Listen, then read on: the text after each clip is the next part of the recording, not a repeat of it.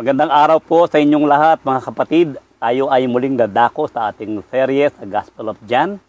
Kung kayo po ay handa na, makibukas po kayo sa akin sa John chapter 4 verses 19 hanggang 26. John chapter 4 verse 19 through verse 26. Babasahin ko po sa Tagalog. Sabi rito, John chapter 4 verses 19 through 26. Sinabi ng babae, Ginoo, isa kang propeta. Hindi nga ba? Dito sa bundok na ito, sumamba sa Diyos ang aming mga ninuno. Ngunit sinasabi ninyo mga Hudyo na sa Jerusalem lamang dapat sambahin ng Diyos. Sinabi naman ni Jesus, maniwala ka sa akin.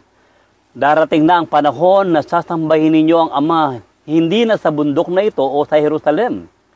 Hindi nyo kilala ang inyong sinasamba, ngunit kilala namin ang aming sinasamba, sapagkat ang kaligtasan ay nagmumula sa mga Hudyo. Subalit dumarating na ang panahon at ngayon na nga na ang tunay na sumasamba sa Ama ay sasamba sa Kanya sa Espiritu at sa katotohanan, sapagkat ganyan ang uri ng pagsambang kinalulugdan ng Ama. Ang Diyos ay Espiritu, kaya dapat siyang sambahin sa Espiritu at sa katotohanan. Tayo ngayon ay yumuko at manalangin. Ama naming Diyos, dalangin po namin na muli mo kaming samahan sa pangangaral ng iyong salita. Buksan mo po ang aming mga isip at puso upang maunawaan namin ang kapahayagan ng iyong salita sa araw na ito, sa tulong ng Espiritu Santo mo. Buksan mo po ang aming tainga upang marinig namin at ito'y pumasok sa aming Espiritu, Panginoon. Salamat po sa iyong pagliligtas na iyong gagawin sa araw na ito. Ito po ang aming samod-dalangin sa pangalan ng aming Panginoong Jesucristo. Amen. Bilang pagbabalik-aral, sinabi natin na ang layunin ng mga talatang ating tinalakay ay upang ipakita ang misyon ng Panginoon na magligtas. Tinalakay natin kung paano inililigtas ng Panginoon ang babaeng Samaritana na nagkaroon ng 5 asawa at may kinakasama na hindi niya tunay na asawa. Kung saan sa kabila ng makasalanan niyang pamumuhay, siya ay kinaawaan at iniligtas ng Panginoon. Ipinapakita ng salaysay na ito kung ano ang tunay na kahulugan ng kaligtasan para sa Panginoong Hesus. Una, nakita natin na ang kaligtasan ay nagmumula lamang sa awa at habag ng Diyos at hindi mula sa pagsisikap, kaparaanan at desisyon ng tao. Hindi hinanap ng Samaritanang ito ang kaligtasan, ngunit siya ang hinanap ng Panginoon para iligtas. Ang Panginoon din ang nagtatakda ng lugar at oras kung paano niya ililigtas ang isang tao. Siya rin ang nagtatanggal ng lahat ng mga hadlang para iligtas ang isang tao. Dahil ang kaligtasan ay sa Diyos lahat nagmumula. Ang tao ang nagkasala, ngunit ang Diyos pa rin ang gumawa ng paraan. Si Jesus na kanyang anak ang nagbayad ng ating kasalanan, at ang banal na Espiritu ang ipinadala ng Diyos upang isagawa ang kaligtasan ng lahat ng kanyang kinaawaan.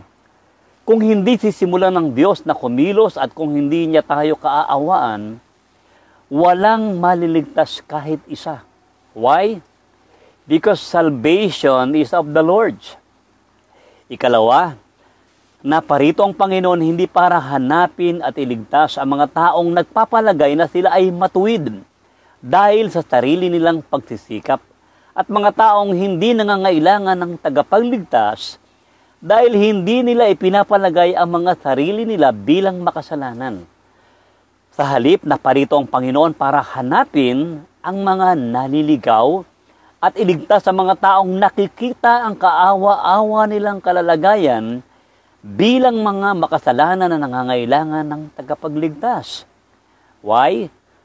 Because salvation is for the lost. At ikatlo, ang kaligtasan ay tulad ng tubig ng buhay na siyang tunay na nagpupuno at nagbibigay ng kakontentuhan sa pagkauhaw ng tao sa maraming bagay sa buhay. Ang kaligtasan tulad ng tubig ng buhay ang lumilinis sa makasalanang pamumuhay ng tao. At tulad ng bukal ng tubig na nagpapatuloy sa pag-agos at hindi matutuyuan, ang tunay na kaligtasan ay hindi rin hihinto sa panlabas na pagbabago, bagkus patuloy na magnanasang luminis mula sa karumihan ng kasalanan sa pamamagitan ng patuloy na pagsisisi at patuloy na pagbabago tungo sa malinis at binagong pamumuhay. Why? Because salvation is as the living water. Sa ating pagpapatuloy, habang binabahagi ng Panginoong Yesus sa babaeng Samaritana ang kaloob na buhay na walang hanggan o ang mensahe ng kaligtasan, napunta ang pag-uusap nila sa usapin tungkol sa pagsamba. Alam nyo, sa 8 talatang ating binasa, 9 beses binanggit ang mga salitang may kinalaman sa pagsamba. Ibig sabihin, ang pagsamba ay may kinalaman sa tema ng kaligtasan. Ano ang koneksyon o relasyon ng kaligtasan sa isyu ng pagsamba?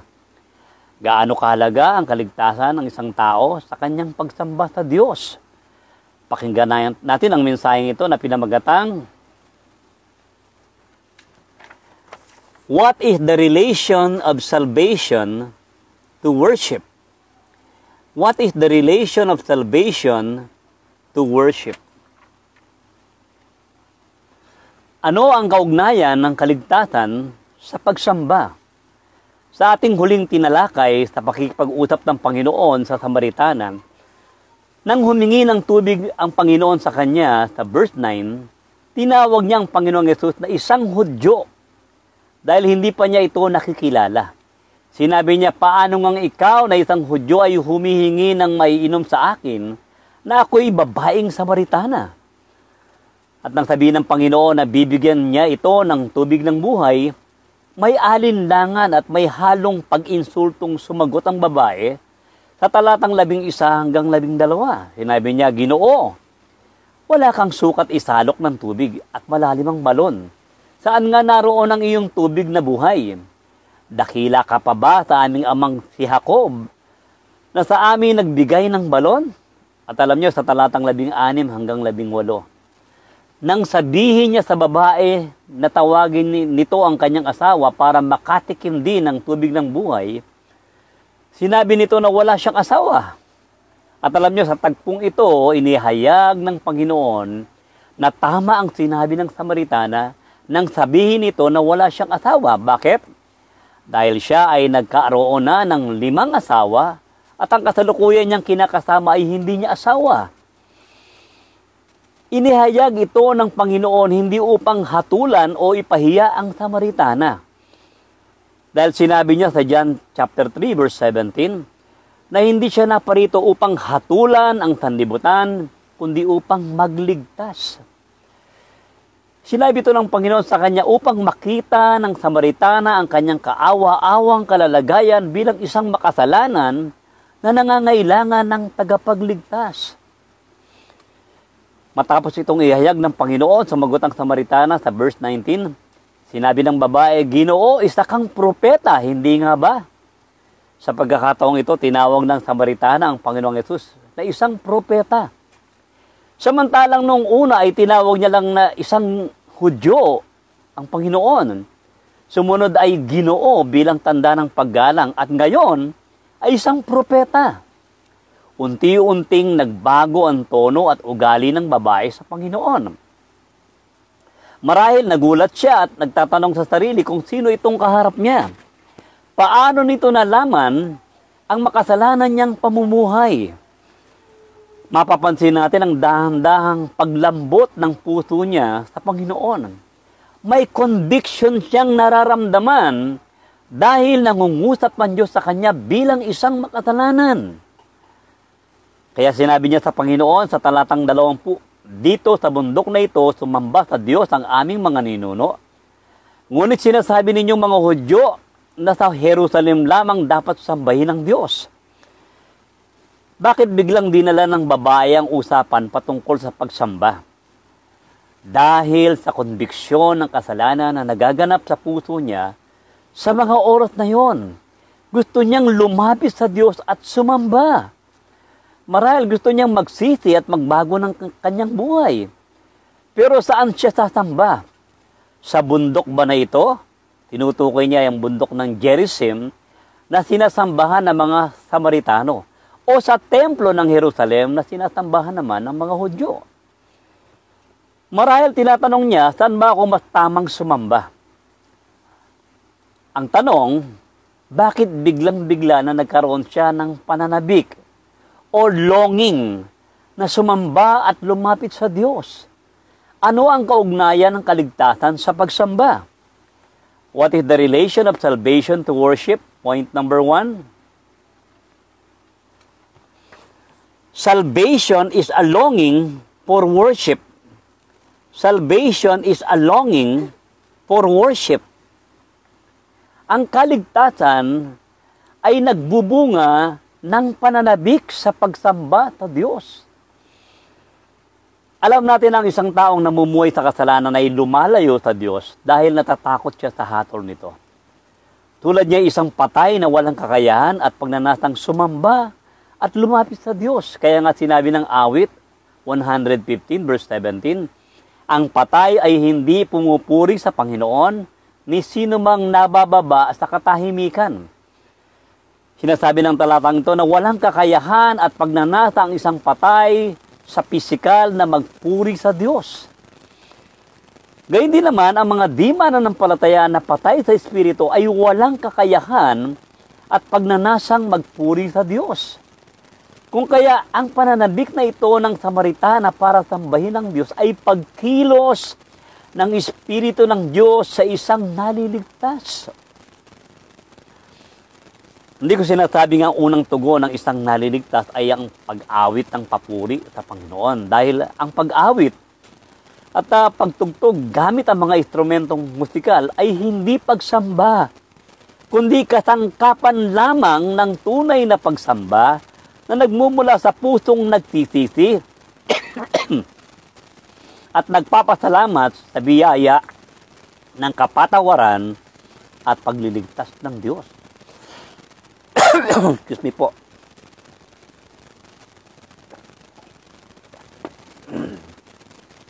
Ano ang sinasabi ng mga talatang ito sa atin? Sinasabi ng mga talatang ito na ang unang nagaganap sa isang taong tunay na naligtas ay ang pananabik na hanapin ang Diyos at lumapit sa Kanya para sambahin siya bilang unang tugon sa pagsisisi at pagtalikod sa kasalanan. Kung paanong ang pagsamba ng mga hindi mananampalataya kay Satanas ay pagtalikod sa Diyos, kaya hindi naman ang tunay na pagsamba sa Diyos ng isang mananampalataya ay palatandaan ng pagtalikod niya kay Satanas. Kaya nga sinabi sa Mateo chapter 4 verses 9 to 10, sinabi ng diablo sa kanya, ibibigay ko sa iyo ang lahat ng ito kung magpapatira pa ka at sasamba sa akin. Kaya't sumagot si Jesus, lumayas ka, Satanas, sapagkat nasusulat ang Panginoon mong Diyos ang dapat mong sambahin. Sa mga naliligtas, ang kahulugan ng pagsamba ay pagkilala kay Jesus bilang Panginoon na dapat sundin at pagtalikod kay Satanas na dati nating Panginoon. Ito rin ang unang utos na inilalagay ng Diyos sa puso ng isang naliligtas. At ano ang unang utos na iyon? Mahalin mo ang Diyos ng buong puso, buong isip, buong kaluluwa, at buong lakas. Kaya kung tunay kang naligtas, hindi mahirap para sa iyo ang magkaroon ng pananabik at pagsamba, pagpuri sa Panginoon. Dahil iyon ang kinauuhawan ng isang pusong tunay na binago ng Diyos. Kung tunay kang naligtas, sisikapin mong siya ang palaging maluwalhati at maitaas sa buhay mo. Magiging kagalakan mo ang pasalamatan siyang palagi. Bakit? Ano ang kaugnayan ng kaligtasan sa pagsamba? What is the relation of salvation to worship? Salvation is a longing to worship. Ang kaligtasan ay nagbubunga ng pananabik sa pagsamba sa Diyos. At para sa ikalawang puntos, matapos nating makita ang pananabik ng Samaritana para lumapit at sumamba sa Diyos bilang unang tugon ng kanyang puso na unang binago ng Panginoon, subalit sa kanyang isip hindi pa niya alam ang tamang paraan ng pagsamba. Kaya sinabi niya sa Panginoon sa verse 20, Dito sa bundok na ito, sumamba sa Diyos ang aming mga ninuno. Ngunit sinasabi ninyong mga Hudyo na sa Jerusalem lamang dapat sambahin ng Diyos. Sinasabi ng Samaritana, saan at paano ako dapat sumamba? Sa bundok ba na ito? Ang tinutukoy niya ay ang bundok ng Gerizim, ang lugar na sinasambahan ng mga Samaritano, o sa templo ng Jerusalem, na siya namang lugar na sinasambahan ng mga Hudyo. Dahil sa isip niya, ang paraan ng pagsambang nakamulatan niya ay kaparaan ng itinuturo ng lumang tipan. Kaya nga sa Matthew chapter 21, sinabi naman ni Jesus, maniwala ka sa akin, darating na ang panahon na sasambahin ninyo ang Ama, hindi na sa bundok na ito o sa Jerusalem. Sinasabi ng Panginoon na ang tamang paraan ng pagsamba ay hindi nakabase sa lugar kung saan ka sasamba. Hindi sa bundok ng Gerizim o sa templo ng Jerusalem. Marahil sinasabi ni Jesus sa kanya na hindi sapat na may pananabik siya mula sa kanyang puso na sumamba, kundi dapat ay itama na rin niya ang paraan ng kanyang pagsamba at iwanan o talikuran na ang maling paraan ng pagsamba kung nais niyang tunay na kalugdan siya ng Diyos. Bakit? Dahil may kaugnayan ng kaligtasan ng isang tao sa kanyang pagsamba. What is the relation of salvation to worship? Kanina sa point number 1, salvation is a longing for worship. Ngayon naman sa point number 2,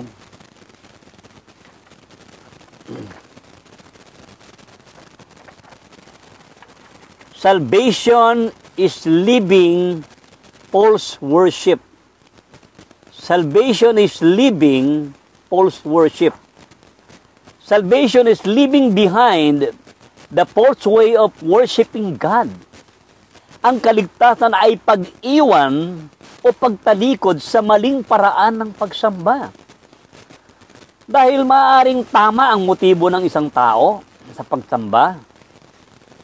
Sincero siya, ngunit mali pa rin ang kaparaanan ng pagsambang nasa isip niya at nakagawian niya. Kaya nga sinabi ng Biblia sa Romans chapter 12 verse 2, mag-iba kayo sa pamamagitan ng pagbabago ng inyong pag-iisip. Bakit daw? Upang maunawaan ninyo ang kalooban ng Diyos. At ano ang kalooban ng Diyos sa tamang paraan ng pagsamba? Hindi ito nakabase sa lugar kung saan ka sasamba.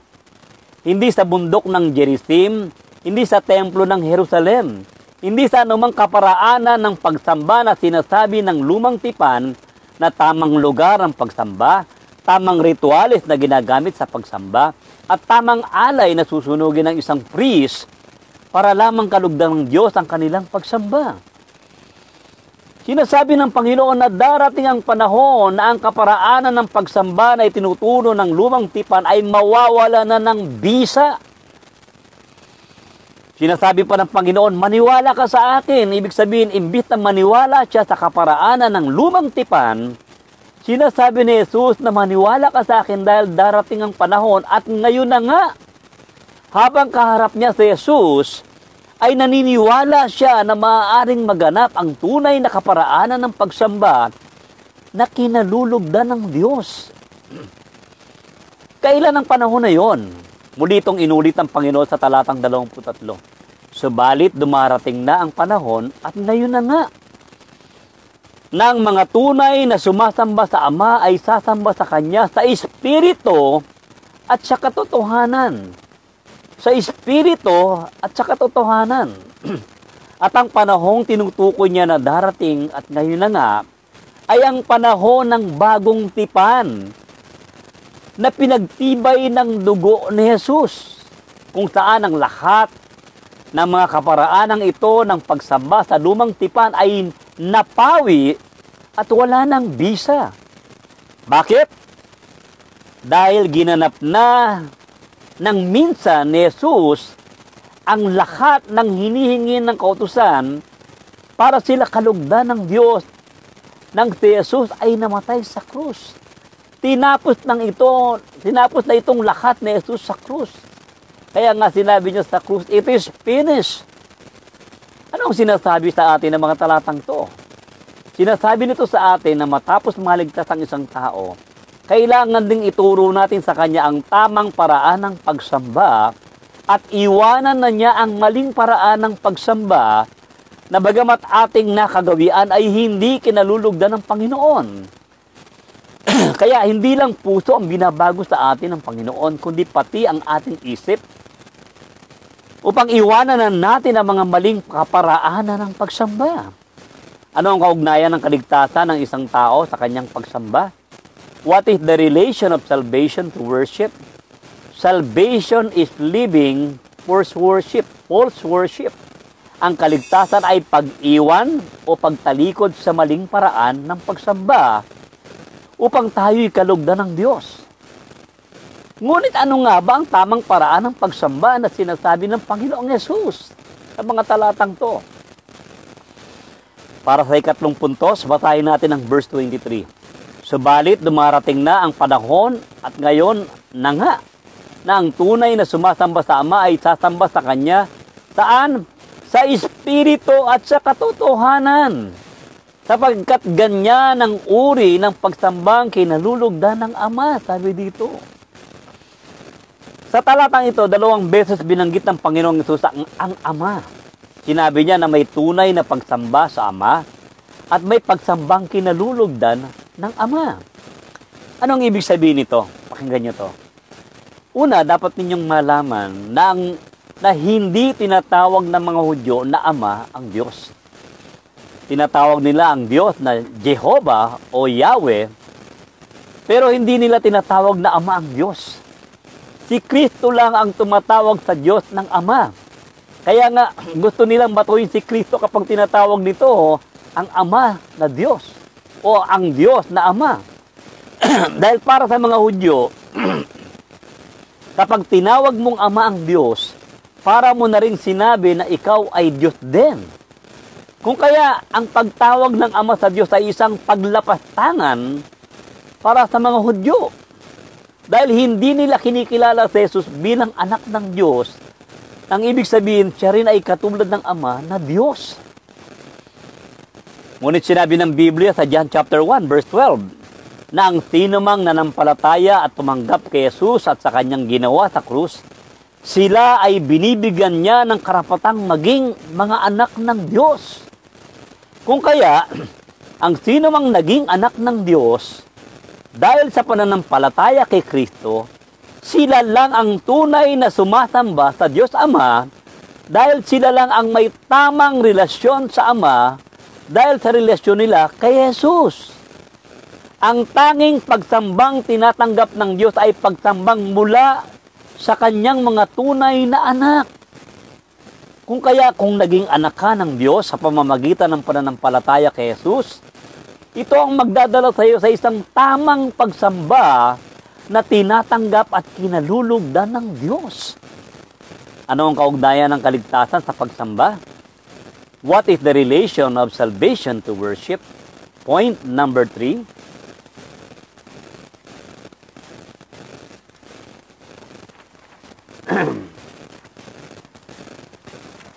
Salvation leads to Father-Son worship. Salvation leads to Father-Son worship. Ang kaligtasan ang nagdadala sa atin sa pagsamba bilang mga anak ng Diyos. Sa ating amang Diyos, Father-Son worship ang tawag dito.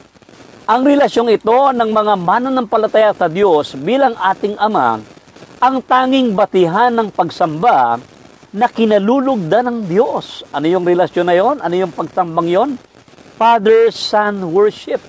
At ang relasyong ito, bilang anak ng Diyos, ay naging posible dahil sa ating Panginoong Yesus na siyang naging tanging daan ng pagsambang kinalulugdan ng Diyos.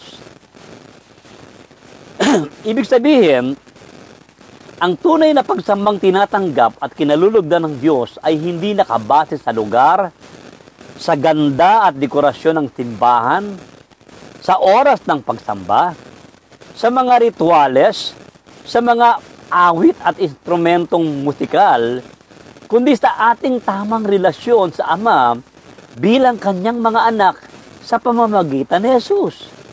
Kung saan mula sa ating mga puso na nilinis ng dugo ni Jesus, doon nagmumula ang ating pasasalamat, pagmamahal at pagsunod sa Ama na siyang tunay na kahulugan ng pagsamba na sinasabi ng Biblia na pagsamba sa Espiritu at katotohanan.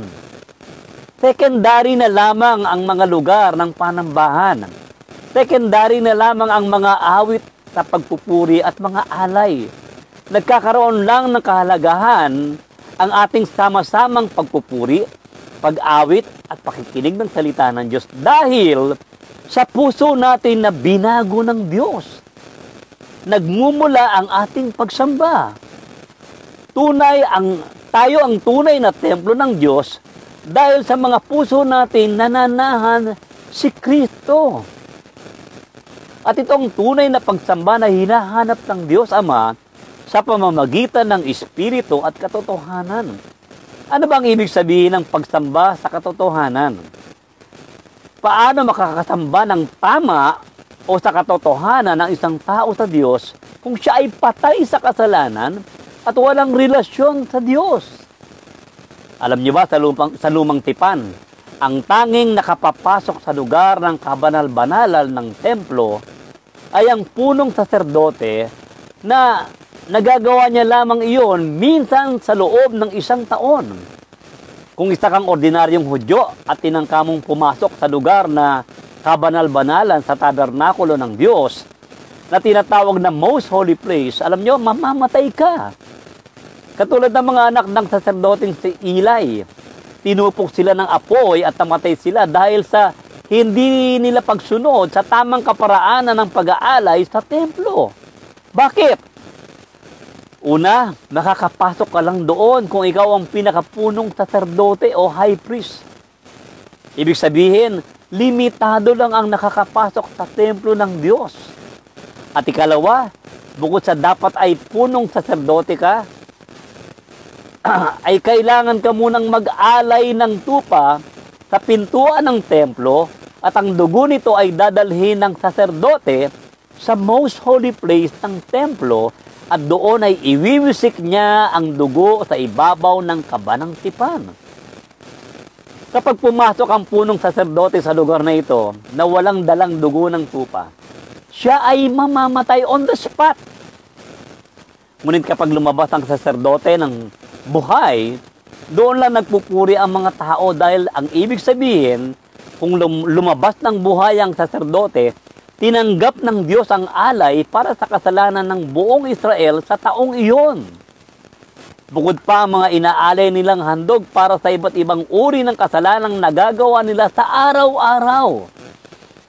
At alam nyo, hindi natatapos ang pag-aalay na ito na ginagawa nila araw-araw sa loob ng ilang libong taon mula pa sa panahon ni Adan.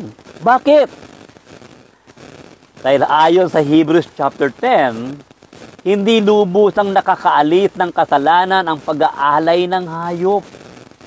Hindi sila naliligtas sa pamamagitan ng pag-aalay, kundi ng hayop.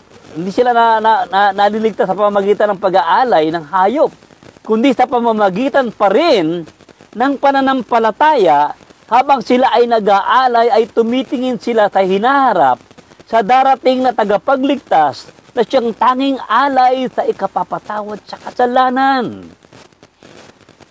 Kung kaya hinihintay nila sa matagal na panahon ang pagdating ng ipinangakong kordero ng Diyos na siyang tagapagligtas na mag-aalay ng buhay niya para sa kabayaran ng kasalanan ng buong sanlibutan. Kaya anong nangyari sa takdang panahon na isinugo ng Ama si Jesus para ialay ang buhay niya bilang kabayaran sa kasalanan na tanging alay na kinalulugdan ng Diyos minsan at magpakailanman. Ang pag-aalay sa lumang tipan ay paraan ng pagsamba sa templo na ginagawa ng mga Hudyo sa Jerusalem. Subalit kaisa ang panig ka ng mundo ng galing, kung isa kang Hudyo at nais mong sumamba, kailangan kang pumunta sa Jerusalem para mag-alay sa ikapapatawad ng kasalanan mo. Subalit sinabi ng Panginoon na darating ang panahon at ngayon na nga na ang tunay na sumasamba sa Ama ay sasamba sa Espiritu at katotohanan. Ano bang ibig sabihin ng pagsamba sa katotohanan? Si Kristo ang daan sa pagsamba at totoong katanggap-tanggap na alay na tinatanggap ng Diyos.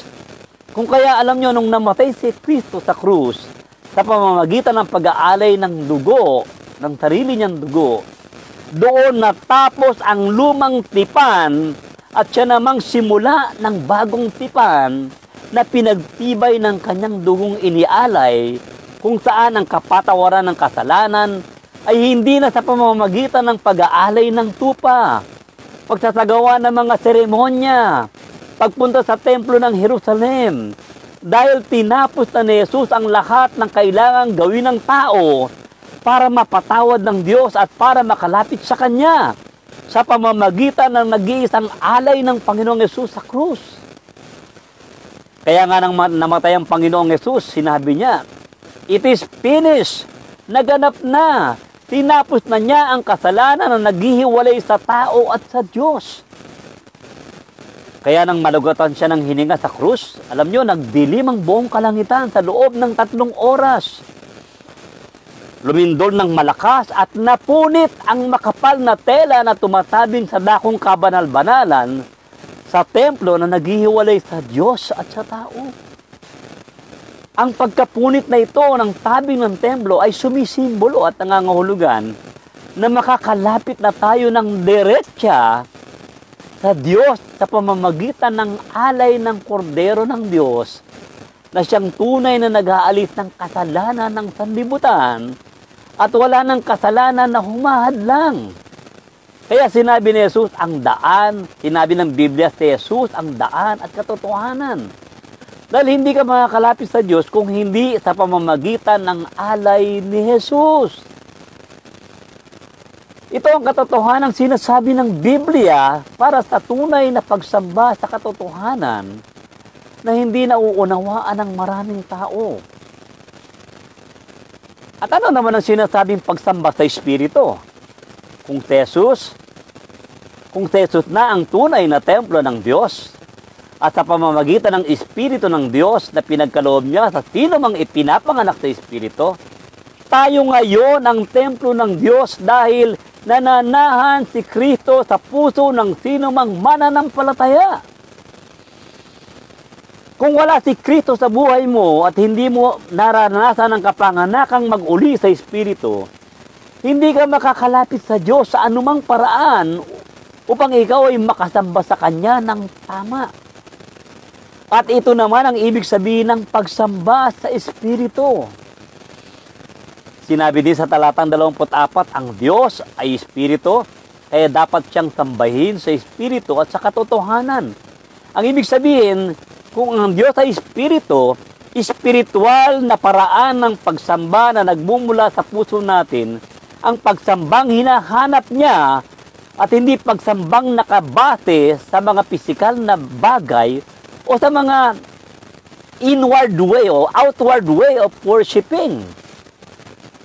Ang Diyos ay Espiritu, kaya hindi mo siya dapat sambahin sa pamamagitan ng mga imahen at Diyos-Diyosan. Sa halip, mula sa iyong puso ay sinasamba natin ng totoo ang Diyos. Anong sinasabi nito sa atin? Nagiging alipin pa rin ba tayo ng mga maling pagsamba na nakagawian natin at ayaw nating iwanan? Mga kaparaanan ng pagsamba na ating nakagawian mula sa ating mga magulang at mga ninuno at sa relihiyong ating pinagmulan, ngunit hindi naman nakaayon sa kaparaanan ng pagsambang sinasabi ng Biblia na siyang pagsamba na kinalulugdan ng Diyos.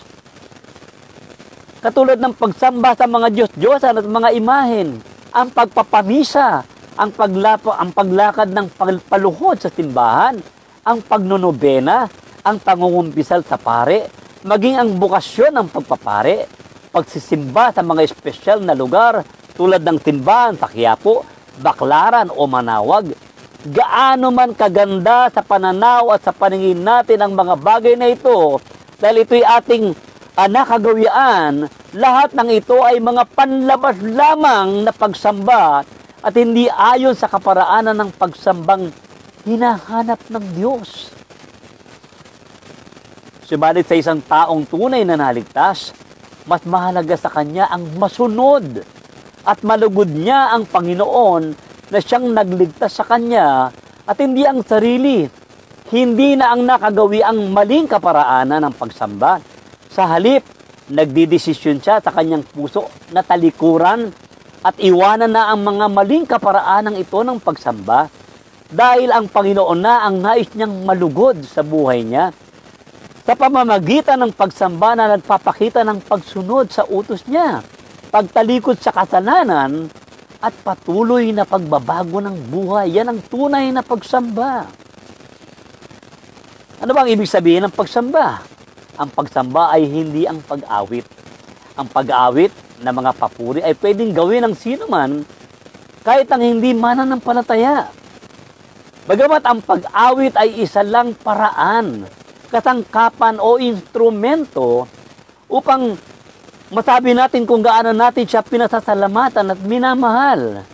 Kung paanong ang baso ay isang instrumento at ang tubig na daladala nito ang tunay na mahalaga, gayon din naman ang pag-awit at mga instrumentong musikal ay hindi pagsamba, kundi kasangkapan lamang. Ang tunay na pagsamba ay nagmumula sa ating puso kung saan habang umaawit ka sa Panginoon ay buong puso mong sinasabi na may pag-unawa ang iyong pasasalamat at pagdakila sa Kanya. Kung aawit tayo ng mga papuri dahil gusto natin ng melody at tono ng kanta, ngunit hindi natin inuunawa mula sa ating puso ang bawat katagang sinasabi natin, hindi iyon pagsamba. Kaya nga sinasabi ng awit, chapter 47, verse 7, sapagkat ang Diyos ay hari ng lupa, ng buong lupa, magsiawit kayo ng mga papuri ng may pangunawa. Anong sabi? Magsiawit kayo ng pagpuri na may pag-unawa. Ano daw? Ang pagpuri dapat ay ginagawa ng may pag-unawa. Hindi lang dahil gusto natin ang tono, hindi lang dahil gusto natin ang melody, kundi nauunawaan natin, nagmumula sa ating puso. Maaari kang umawit ng papuri sa iyong mga bibig habang ang isip mo at puso mo ay nakatuon sa pag-i-scroll down ng wall mo ng Facebook mo. O kaya ay ng YouTube. Kung kaya nagpupuri ka sa nguso, ngunit hindi sa puso. Ang pagsamba ay hindi lang pakikinig ng salita ng Diyos every Sunday. Maaari kang magandahan sa pangangaral na napapakinggan mo mula sa mga mangangaral, mula sa mga pastor. Ngunit kung hindi mo ito inilalagay sa iyong puso, kung hindi mo pinasalamatan ng Diyos sa mensaheng narinig mo, kung hindi naghusap sa iyo ang Diyos, kung hindi mo ito pinamuhay, hindi ka tunay na sumamba sa Diyos. Kung nagbigay ka ng ikapo at ng mga handog, ngunit malayo ang puso mo sa Diyos, hindi rin ito tatanggapin ng Diyos. Hindi tatanggapin ng Diyos ang mga alay na ito. Dahil ang alay na tinatanggap ng Diyos ay ang dalisay na puso na nagmamahal sa Diyos at sa Kanyang salita. Ano ang kaugnayan ng kaligtasan sa pagsamba? What is the relation of salvation to worship? Salvation leads to Father-Son worship. Ang kaligtasan na nagdadala sa atin sa pagsamba bilang mga anak ng Diyos sa ating Panginoong Yesus o sa ating Amang Diyos. Ang relasyong ito na mga mananampalataya sa Diyos bilang ating Ama ang tanging basihan ng pagsamba na kinalulugdan ng Diyos.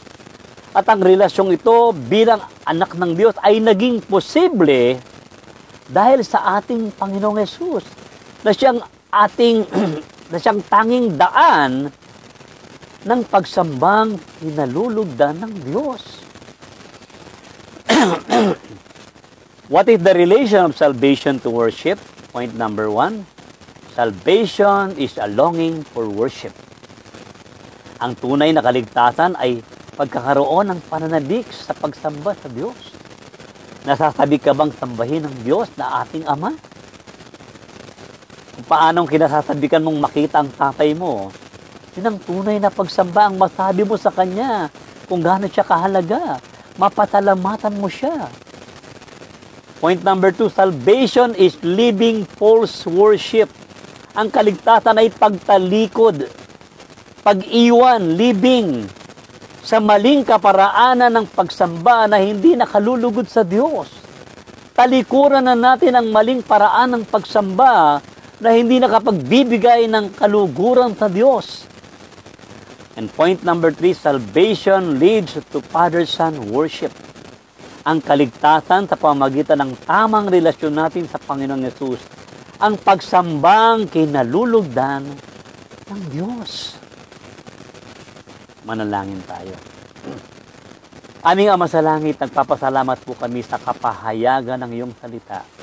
Dahil naunawaan namin ang kaugnayan ng aming kaligtasan sa tamang pagsamba sa iyo. Patawad po sa mga kaparaanan na sinasamba ka namin, hindi sa aming mga puso. Patawad po kung kami ay umaawit, tumutugtog, nang malayo ang aming puso sa iyo. Tunay nga, Panginoon, ang kinalulugdan mong pagsamba ay ang tamang relasyon namin sa iyo. Pagsambang nais mo sa amin. Kaya, Panginoon, itama mo po ang aming mga puso. Tulungan mo kami na iwanan namin ang mga maling paraan ng pagsamba. At sa sino mang nakikinig, Panginoon, magligtas po kayo. Kausapin niyo po sila upang pagsisihan nila ang maling paraan ng pagsamba at upang sambahin kanila sa pamamagitan ng pagtanggap sa aming Panginoong Jesucristo na siyang tunay na alay ng pagsambang kinalulugdan mo. Salamat po, Panginoon, dahil naging posible ang aming pagsamba sa iyo, sa aming Ama, dahil sa ginawa mo sa amin, para sa amin sa iyong kamatayan doon sa krus ng Kalbaryo. Salamat po, pinupuri ka namin at pinasasalamatan sa araw na ito sa pangalan namin Panginoong Jesucristo. Amen. Amen.